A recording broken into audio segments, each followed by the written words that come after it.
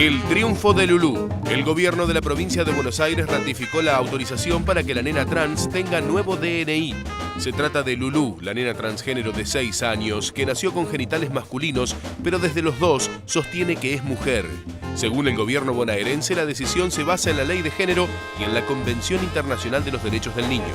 Hubo quórum.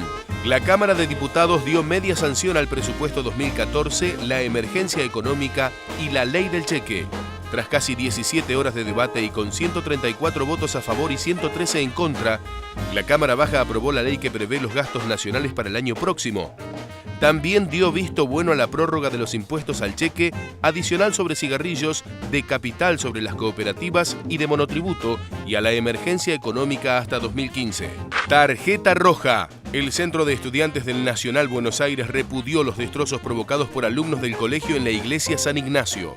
El rector de la tradicional escuela dependiente de la UBA, actualmente tomada por los estudiantes, anunció que habrá sanciones severas que podrían llegar a la expulsión. En la madrugada del miércoles, 5 jóvenes ingresaron a la centenaria iglesia, prendieron fuego un banco y un sillón y dejaron grafitis anticlericales ante el altar. Dale gas. La justicia boliviana habilitó a Evo Morales para una eventual reelección. El Tribunal Constitucional de Bolivia le dio vía libre a la posibilidad que el presidente Evo Morales se presente a elecciones para un tercer mandato en 2014, por considerar que su primer gobierno no se debe contabilizar porque todavía no estaba vigente la nueva Constitución aprobada en 2009.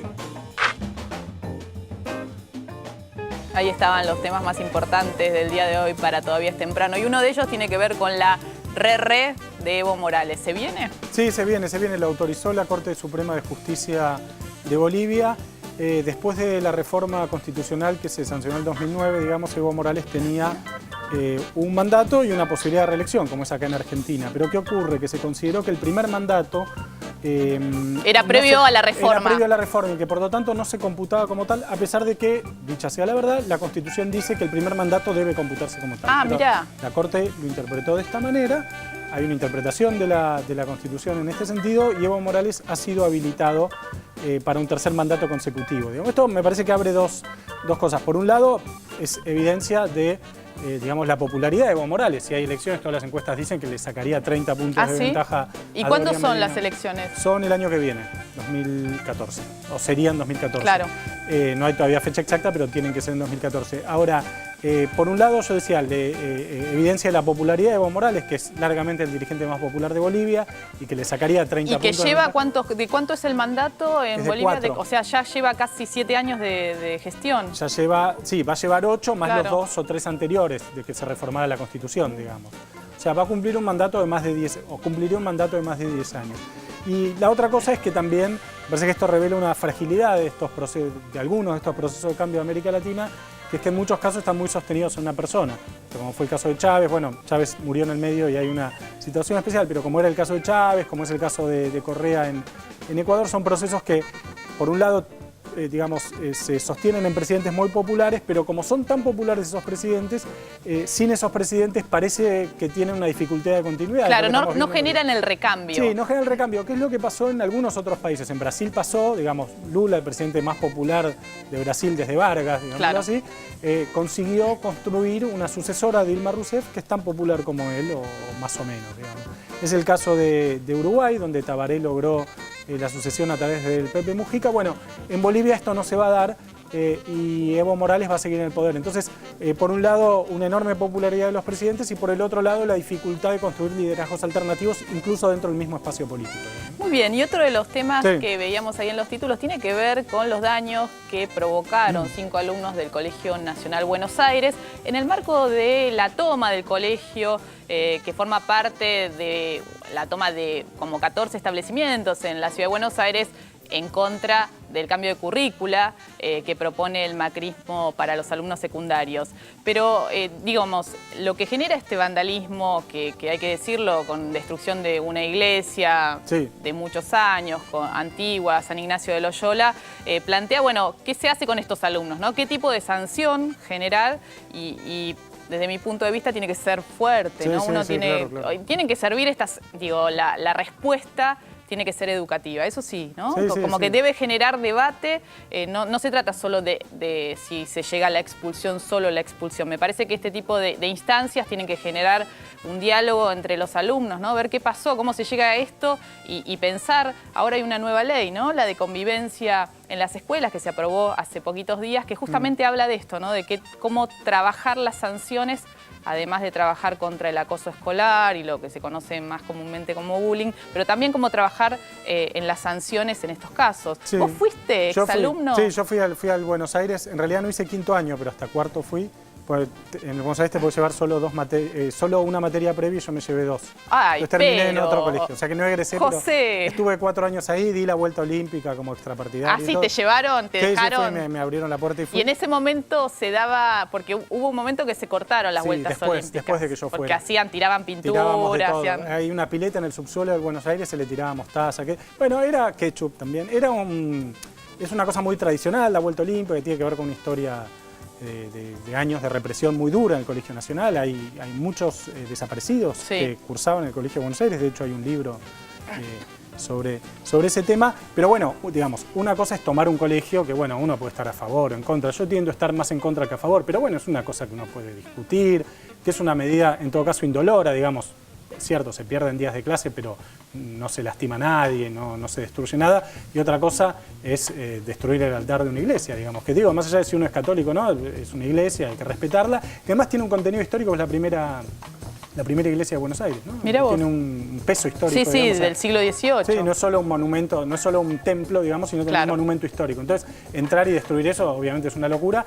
Y ahora las autoridades del Centro de Estudiantes del Buenos Aires dicen que, además de que fueron a dialogar con el párroco de la iglesia, a tratar de pedirle disculpas, etcétera, que, bueno, no fue ninguno de ellos lo que lo hicieron, que habían sido 5 alumnos que estaban en contra de la toma. Por lo menos eso decían las autoridades del Centro de Estudiantes. Queda claro que empaña la medida de protesta, ¿no? Desvirtúa, porque hoy el eje de la noticia tiene más que ver con eso, con el vandalismo, con la destrucción, que con el reclamo en contra del cambio de currícula, ¿no? Que finalmente es por lo cual están tomando. Buenos Aires, esto es no, ellos acompañan, ¿no? Buenos Aires es un colegio que depende de la universidad. Sí, es autónomo en ese sentido. Es autónomo en muchos sentidos, digamos. Depende de la universidad y por lo tanto no está comprendido dentro de este cambio de currícula, como si está otros colegios, el Mariano Moreno, que está tomado también, entre otros. Ahora, seguramente habrá una sanción por parte de Sorsoli, el decano del rector. Dijo que iba a haber una sanción grave. El rector de Buenos Aires sí que va a haber una sanción, supongo que será grave porque ir y destruir una iglesia o una parte de una iglesia y quemarla y hacer pintadas, etcétera, obviamente es una locura. Ahora es interesante también, bueno, discutir cómo esto, vos lo decías bien, Mariana, cómo esto va perdiendo la discusión de fondo, que es si, digamos, si el plan de adecuación que armó el gobierno de la ciudad a la Ley Federal de Educación es bueno o malo, que es lo que se está discutiendo en el fondo. Sí, digamos. Que básicamente uno de los puntos centrales tiene que ver de las críticas con que elimina algunas materias que son como el nudo central, ¿no? Uno dice geografía, historia entre ellas y por eso están tomados 14 escuelas en la Ciudad de Buenos Aires. Algunas afectadas directamente y otras en solidaridad con los compañeros que sí lo están. Y cambiamos de tema. Ayer tratábamos acá y lo veníamos tratando hace varios días, la historia de Lulú. La historia de Lulú, que es esta niña transgénero de 6 años que viene reclamando un nuevo DNI acorde a su identidad de género femenina. Una historia que nos conmovió, la escuchamos acá a Gabriela. Hablamos con la madre. Hablamos con la mamá. Era muy impresionante el testimonio de la madre, cómo contaba que su hija había nacido con genitales masculinos, pero que siempre se había sentido mujer y como ella contaba las diferentes cosas que le habían pasado en el jardín de infantes y demás. Sí, muy fuerte. Y en la provincia de Buenos Aires ellos gestionaron el año pasado el DNI, el nuevo DNI, para que le rectificaran estos datos en la partida de nacimiento, de acuerdo a la Ley de Identidad de Género, que prevé un mecanismo para las personas trans menores de 14 años. Pero bueno, en la provincia de Buenos Aires se lo habían rechazado, con el argumento que pensaban que Lulú a los 5 años, como era el año pasado, no tenía capacidad para decidir semejante decisión, valga la redundancia. Finalmente hubo un dictamen, una resolución de la Secretaría Nacional de Niñez, Adolescencia y Familia, que que instruyó de alguna manera, le planteó a la provincia que reviera esta decisión. Y ayer por la tarde, al término del programa, nos enterábamos que finalmente Lulú va a tener su nuevo DNI con su nombre elegido por ella, y hoy estuvieron su mamá, acompañada por gente de la CHA que la está acompañando, en la gobernación de la provincia de Buenos Aires, justamente para que le dieran en persona esta noticia. Y estamos en comunicación con Marcelo Suntein, que es integrante de la CHA y que viene acompañando, es una de las personas tal vez que ha acompañado más de cerca a Gabriela, la mamá, y a Lulú en este proceso. ¿Qué tal, Marcelo? ¿Cómo estás? Mariana Carvajal te saluda. ¿Cómo estás, Mariana? Muy bien. Contame qué pasó hoy. ¿Estuvieron ahí en la gobernación de la provincia de Buenos Aires? Bueno, hoy, el día de hoy, fue un día especial porque Gabriela, la mamá de Lulú, fue citada junto con Lulú y junto a la CHA, que es patrocinante legal en este recurso de reconsideración que Gabriela ha interpuesto ante el registro después de la negativa dada hace poco tiempo al pedido de DNI, y fue convocada formalmente hoy por orden directa del gobernador Scioli para escuchar de boca del jefe de gabinete el resultado de la reconsideración. Es decir, primero el jefe de gabinete informó oficialmente que el pedido de reconsideración fue aceptado y que se ha decidido conceder el petitorio, es decir, otorgar el cambio registral, el de la partida de nacimiento de Lulú, y además expedir a través de la autoridad competente, que es el RENAPER, el DNI para que le sea entregado a Lulú a la brevedad. Marcelo, vos estás muy cerca de Gabriela, hoy estuviste con ella. ¿Cómo está ella y cómo está Lulú? ¿Cómo recibieron esta noticia? Bueno, las dos están muy, muy contentas.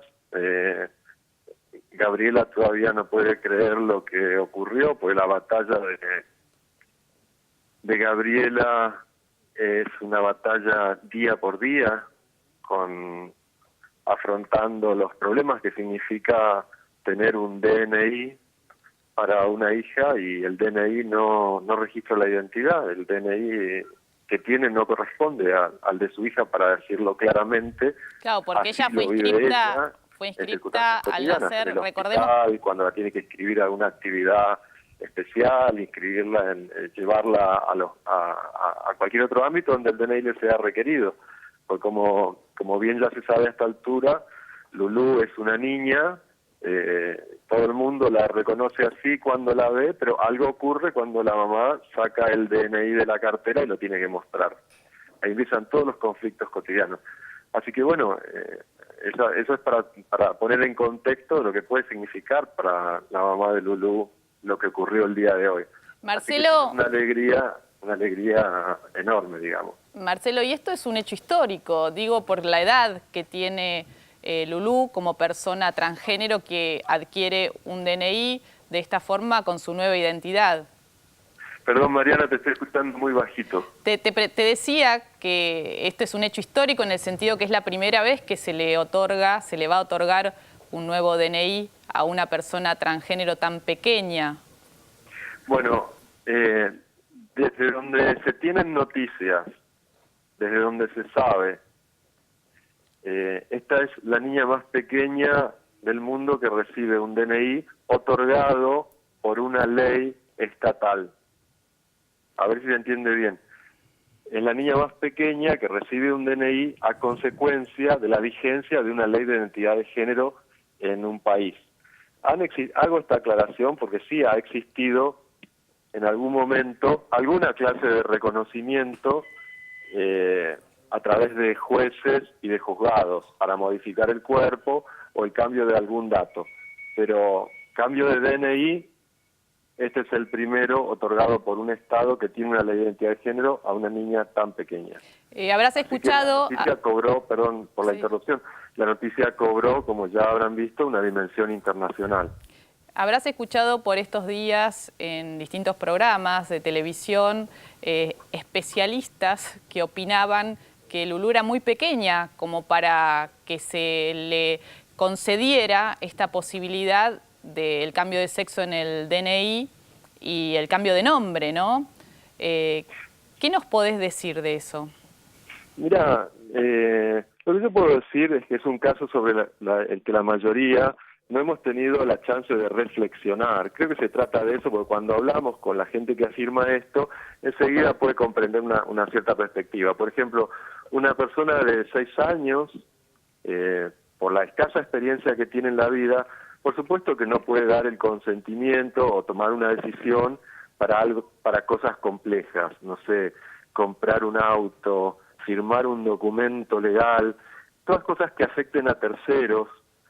Por supuesto que no lo puede decidir porque su corta experiencia de vida de 6 años no le permite tener conciencia de cuál es la trascendencia de algo y si encima afecta a terceros ni hablar. Pero en el caso de decir cuál es la identidad de género para pedir un DNI, no es un acto que afecte a terceros. Nadie sale perjudicado o beneficiado si le dan el documento, salvo ella misma, porque resuelve problemas. Y además no es pequeña para señalarse a sí misma y poder decir quién es. Soy nena, me llamo Lulú. O sea, no es pequeña para eso. Porque cuando uno habla de dar el consentimiento se imagina persona adulta, capaz de... No, estamos hablando de señalarse a uno mismo. Por eso la ley de identidad de género no pone un límite inferior de edad. Por sentido común, cuando las personas comenzamos a hacer uso del lenguaje mismo, aprendemos a decir mamá, papá, nene, nena, ya empezamos a diferenciar géneros. Y uno se asigna a sí mismo el género, se nombra. El hecho de que la mayoría de los niños se digan a sí mismo nene, no significa que una persona que nació con sexo masculino no pueda decir soy nena, como dice Luana, desde los 2 años. Entonces, no es pequeña para eso. Lo que ocurrió con el registro es que negaron el DNI, remitiéndose a una ley antigua, si se quiere, que es el Código Civil, que con generalidad habla de que los menores de 14 son incapaces para dar consentimiento. Pero en esas épocas se pensaba en el consentimiento en tanto un acto de comercio, un acto jurídico, etcétera. En las nuevas épocas, en la actualidad, cuando se reconoce la existencia de la diversidad sexual, hay que cambiar la idea de dar el consentimiento, porque niños y niñas sí pueden nombrarse a sí mismos, y en ese acto de asignarse identidad, de expresar la identidad psíquica, en ese mismo acto el Estado queda en falta, y esto es lo grave. Marcelo, acá me acompaña José Nathanson, que te quiere hacer alguna pregunta.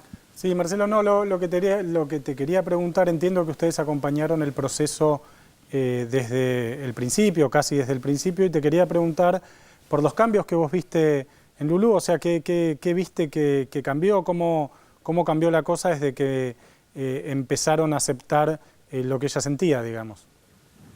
Mira, Lulú afronta día por día, Lulú vive día por día aprendiendo igual que la mamá. Lulú tenía una gran angustia, la veíamos con una inmensa angustia a los 4 años, por toda la negación de su alrededor, de la gente de su alrededor, a excepción, por supuesto, de la mamá y del papá, la negación de su identidad. Así que ella, con cada negación, se ponía más firme en afirmar que ella es Lulú y una nena. Llegó a llorar y a ofenderse cuando le decían lo contrario. Esa angustia empezó a aumentar hasta que la mamá le contó que había personas que podían decir que sí a darle el DNI. Pues ya sabía que era muy difícil el cambio, ella sabía lo que significaba un DNI desde el año pasado. ¿Cómo lo sabía? Quiero contar esto porque esto es importante. ¿Cómo una niña de 6 años o 5 puede saber qué es un DNI? Sencillo. Cuando ella acompaña a la mamá al hospital, está todo bien, la enfermera le da un beso, es una niña a la vista, obviamente, y algo pasa, ella nota que algo pasa cuando la mamá pone la mano en la cartera y saca esa tarjeta anaranjada. La cara de la enfermera cambia y dice, no, pero es un varón. Claro. Luana acá dice otra cosa. Es decir, ella ve que la madre se pone tensa, se enoja, hay discusión. Por eso una niña de 6 años debió entender que es un DNI. Y la importancia que tenía en su vida, ¿no? Claro, y lo que dijo es, si esto es mío y cada uno tiene, acá tiene que estar mi foto, mamá, raspala, cortala, sacala y poné mi foto. Fue muy gracioso. Es muy gracioso cuando la mamá lo cuenta. Pero bueno, por eso una niña tiene esta conciencia del DNI. Y el cambio que hemos visto es la felicidad. Ella nota que ahora que el entorno, la gente, los funcionarios que la reciben, le dicen Lulú, le hablan del DNI, le dicen que va a tener su foto. Ella nota un cambio en los adultos, un cambio de actitud que la pone feliz. Marcelo, sí. Muchísimas gracias. No, por favor, gracias especialmente Mariana por haberle dedicado tanto tiempo, tanta energía al tema y de una manera tan respetuosa. Un abrazo, hasta pronto. Otro, muchas gracias. Y realmente para mí es una alegría, ¿no? Sí. Que ayer cuando me avisaron del diario que tenía que ocuparme de este tema porque había salido la noticia, realmente me emocioné porque yo la había escuchado a Gabriela cuando le hicimos la entrevista acá. Gabriela, la madre. La mamá en el programa, pero también la había entrevistado en otra oportunidad y ayer la llamé y ella me decía, mira, estoy llorando y me río, tengo la sonrisa pintada, no lo puedo creer. Cuando me llamó el jefe de gabinete decía, pero ¿quién es este tipo? Me decía ella así, ¿qué me está diciendo? Y realmente no lo podía creer. Y dice que la abrazó a Lulú y le dijo, ganamos, ganaste, vas a tener tu nuevo DNI. Y la nena le dice, vamos a hacer una fiesta, y porque está esperando tener este DNI para celebrar. Y otra cosa que quería contar es que creo que hay que destacar la escucha de esta mamá. Esta mamá escuchó, digo, cualquiera que tiene un hijo, un niño o una niña cerca sabe lo difícil que debe ser enfrentar que un hijo varón con las características de un varón, que lo llamás con el nombre de varón, que tiene sus genitales masculinos, te dice soy nena. Recordemos, Mariana, que es algo que le viene pasando casi desde que nació, ¿no? Según el testimonio de la madre. Sí, a los 2 años empezó a decir yo nena, yo princesa, y creo que acá hay una gran valentía de la mamá, de Gabriela, porque muchas veces en los relatos de las personas transexuales, me ha tocado entrevistar adultas, cuentan, ¿no? Digamos, y cuentan el sufrimiento en la infancia por esa falta de escucha o acompañamiento de la familia. Ojalá que esto sirva para que Lulú sea un poquito más feliz. Va a tener otras luchas, porque la lucha de la integración, eso me decía la mamá, acá no termina, ¿no? Acá sigue, porque más adelante ella decidirá si va a querer hacer algún tratamiento hormonal, si va a querer hacer alguna operación de reasignación de sexo. Eso será a futuro. Pero lo importante es que la sociedad no la mire, no la señale, ¿no? Y esto es tan importante, la gente que la conoce, que la reconozca a partir de la difusión pública que tuvo este caso, que tuvo la necesidad de la difusión pública justamente para lograr esto, porque habían ido por la vía administrativa como correspondía silenciosamente y no habían tenido el eco que correspondía. Así que ojalá que la sociedad la abrace a Lulú, ¿no? Y no le dé la espalda.